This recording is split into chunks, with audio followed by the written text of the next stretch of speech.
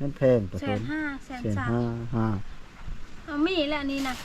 ฮะ มีโถมันบ่มีสายตาก2 ชั่วโมงปลาย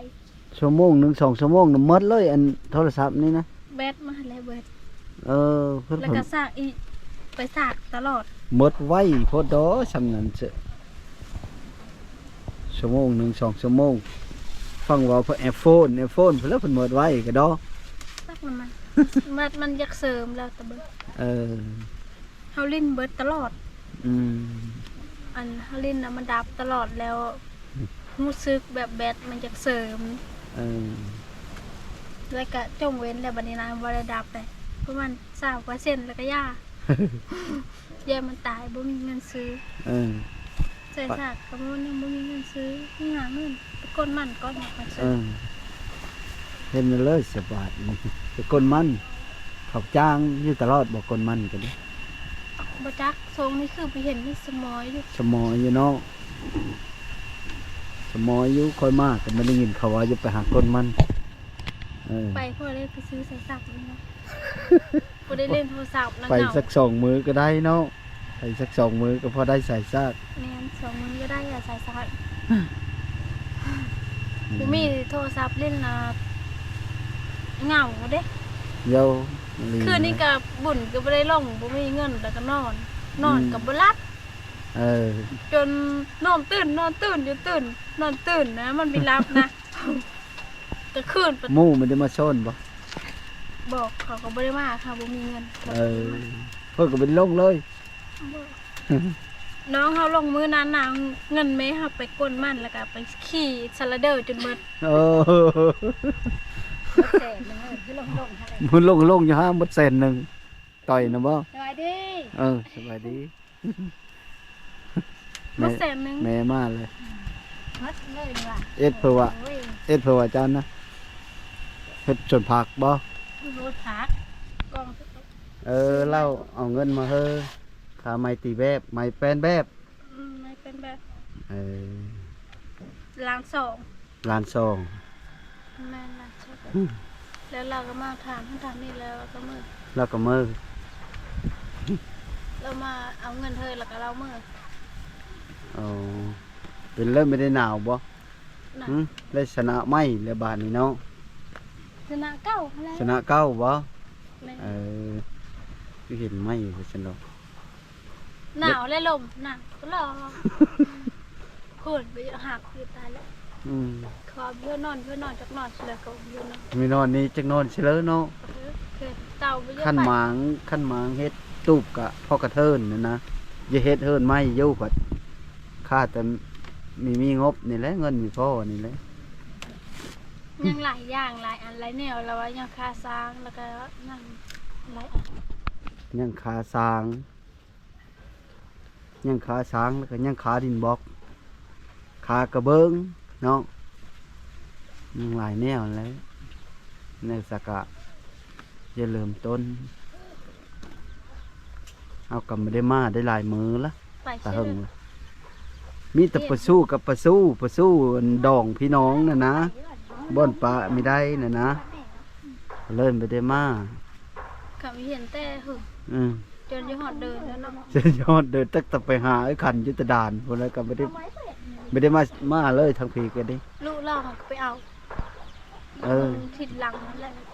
ไปกับค่อยนี่แหละ เราได้ยินนายโจกว่ะ เออ เขาบ่ได้ไปเคยยาน ไปกับค่อยนี่แหละกับ ยานมันตี พ่อบ้านอันคณะพ่อบ้านได้4 คนไปน้ำกันพ่อก็ไปน้ำกันนั่นแหละไปหาขันฮอดตูบด่านม่นพุก ดันหมนอยู่สิเลยดันหมน ด่านบรรณพอดอยู่ด่านบรรณพอด แล้วมันได้มันลมแห้ง โอนเอ็นอยู่นี่ชะเนาะเฟิ่นอยู่ได้โอนเอ็นอยู่ได้ หรือว่าลมแห้ง เนาะโอ้ฝากก็เพิ่งอยู่เวิบๆอยู่ ติ่งวับอยู่นะ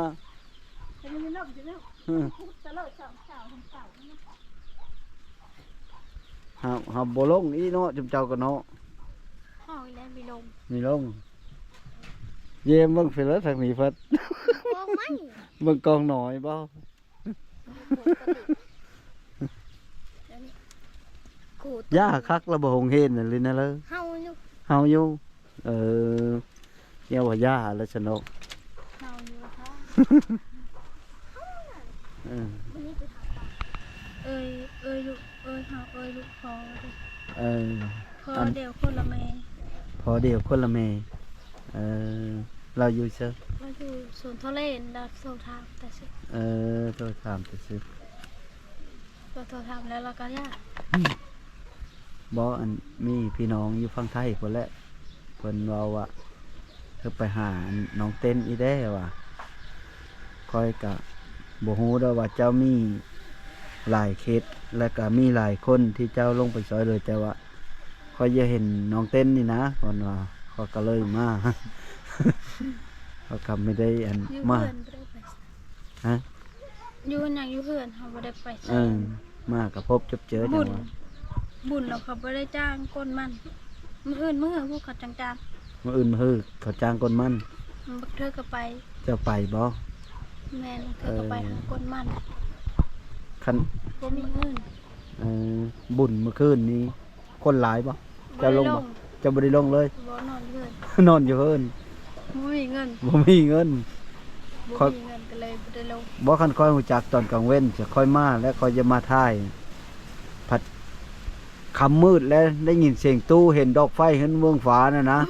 โธ่ค่อยว่าบุญบ่นั่นว่าอย่าหายไม่ได้ไปตะเว้นได้ว่าพอได้ไปถ่ายเพื่อพี่น้องเบิ่งน่ะนะ ไปย่างน้อยนึงแล้วก็มากลางคืนแล้วบ่ได้ลงบ่มีเงินก็เลยบ่ได้ลงนอนเพิ่น เออไปใช้สามนีนะ บ่ได้ไปเสียเลยอ มั ยู่ นได้ เพิ่ ไป น ซะเลยอัน อยู่เพิ่น แม่เจ้าไปหากินกันเนาะ จักมัน เอ้า จักแม่เฮาไปเชื่อ แล้วก็ว่าแม่เจ้ากับน้องจะไปหาซ้อนนั่นเด้เอาไปแล้วก็ย่าแล้วเจ้าก็อยู่เฮิรนกินได้บ่ตำบักหุ่งก็ดิดีแล้วบ่ท้องงอกระเพาะ ดี อืม มื้อนั้นสุเฮาเยอะก็หาบ่ได้แล้วก็เลยบ่ได้ตำ อยู่หานเขาสิได้อยู่แล้วเนาะมีแล้วบ่อยู่หาน บ่มีบ่เห็น บ่มี เห็นแต่ เนาะ มาแต่ง เออ มาเซรีมาเซรีกับบางเธอมาแต่งน่ะตลอด เออย ามนี้ยามมาแต่งเด้ เออเพื่อว่าหมู่เจ้าน่ะสาวเพราะว่า สาวแก้วเด้ สาวแก้วเนาะผู้นั้นเด้ผู้อยู่เนอผู้นั้นเด้สาวไปแล้ว เอ้ยตี บ่ผู้หนึ่งอีน่ะนะหมู่สาวแก้วอีน่ะผู้หนึ่ง อีโน่น โน่นบ่ ไปไทยแล้ว ไปไทยเลย ไปแต่เฮิง อยู่เฮิรนนั่นพอช่อนน่ะได้อยู่เฮิรนพอช่อนคือว่าเนาะ จังได๋บ่จักซื้อพอมัน จักได้ซื้อลูก ตาช่อนคือว่าตู้ฉลัง มันไปไทย นั่นแหละก็เห็น ตอนนั้นน่ะเห็นว่าตอนนั้นแล้วก็ไปไทยเลย อืมไปแล้วเนาะ ไปแต่เฮิง ไปเฮ็ดงานเพิ่นนั่น บ่จัก บ่จักแล้วเนาะ บ่ได้เฮาบ่ได้เป็นหมู่สนิทเปนเลยนะ คัน บ่ได้ถามบอกว่าคืดนั้นคืดนี่นาย่านกับคืด ยันเขามาทุกข์น้ำบ่เจ้าคิดนะ ย่าน ย่าน เขาอ่า ย่าน นเขามาทุกข์น้ำเฮาเลยก็ย่านเขามาอายย่านเขาอายเขามาอยู่น้ำเฮาที่เห็นเฮาสภาพแบบนี้นั่นบ่ แล้วก็ดีเยอะกาแอนเพิ่นแล้วก็ มียากาแอนอีเนาะ ย่านเขาห้ามบ่ได้ เออ ก็ย่าเขาก็อยู่คนนี้แหละแล้วไงแม่เฮานำ อายแม่ได้ อายเพิ่นแม่ก็จะได้ลูกเคยคือกัน สมมุติมีผู้มาแอนก็ดีแล้ววะเจ้าเพิ่นละอายแม่อี มันว่าเป็น เขาฮับสภาพเฮาได้ก็ฮับแม่เฮาได้ก็ดีถ้าเขาฮับไม่ได้เฮาก็ฮับไม่ได้ เขาฮับเฮาไม่ได้ บ่ได้แอนเพิ่น เออ อยู่บ้านบ่ได้แอนเพิ่น เขา มี ฮั อบ ยู่เขาแอนก็เฮาบ่มักแล้วก็ย่าเลย เออ เขาย่อก็บ่ย่อคือเฮ็ดเสยอยู่แล้วก็เขาก็ย่า เดี๋ยวถ้าซ่อมของเพิ่นมาอีกเทื่อหน้านี่แหล้วเขาก็บ่จักนำเออ ก็ว่าแล้วก็เงินที่ทงเพิ่นเอาแล้วก็เงินทงคือได้หาสร้างเอง แล้วแต่เพิ่นอีตนสงสาร ถ้า เฮา คือเห็นนะว่าก็คือสงสารเพิ่นแหละ อันนั้นน่ะสแตนเด้อเบ้ามือกันเด้อเขาอยู่ดีมีแห้งเด้อพงเด้อ ดีๆแห้งทั้งโต โดย อยู่ดีมีแห้งเออ ประมาณนี้กะดีมีแห้งมือกะ เออ เขาเจ็บได้ทำค่ายามนี้ เออ ขึ้นเหนือกะเอาซอยสางมันลงตึ้งเอาซอยเห่อนี่ขอได้ อัน เอาเป็นพ่อเป็นเป็ดขอลิลิเขาเดา ผู้บ่าวจะมาเอ็นก็รักอายแม่ มีได้มาจากเธอบ่ผู้บ่าวมีมาจากเธอเออ น้ำปนคนอื่นผู้หาจังมี ได้เฮิรนซะก่อนเนาะ จะเกิดขึ้นมากเด้ ได้เฮิรน เขา ซะ บ่ ก่อ มาน กนะ ยินเผลอไปปั๊บมือไปนั่งจานไปซื้อเชิญไป คันหน้าเขามักแล้วน่ะเต้นเฮิรนน้อยช่ำนี้เขาก็บ่ติเขามาเฮ็ดเฮ้อคันหน้าเขามักแล้วนะ โอ้ยมันหายเนี่ยเล่น แม่น่ะ แม่ขี้หลายกว่านี้เขาก็มักบ่ได้ติอีแม่เว้าเป็นบ่แม่เว้าบ่เป็นเขาก็บ่ติหน้าเขามักแล้วน่ะได้ เขาบ่มากเท่านี้นะญาติ อะปะแว่งเขาก็มักตาเล่เขาก็มักหูโนะเขาก็มักหน้าเขามักแล้วน่ะนะคันเขาเยอะมักแล้วนะคันเขามีเยอะมักแล้วงามเขาก็มีมัก ทุกเขาก็บ่ติ ในครูเขา เออเนี่ยนะเด้อโชคดีโชคดีสบายดีอ่ะสบายดี สบายดี สบายดี สบายดีดีนี่แห้ง สบายดีมีแห้ง ที่ลำหัวโลน เออ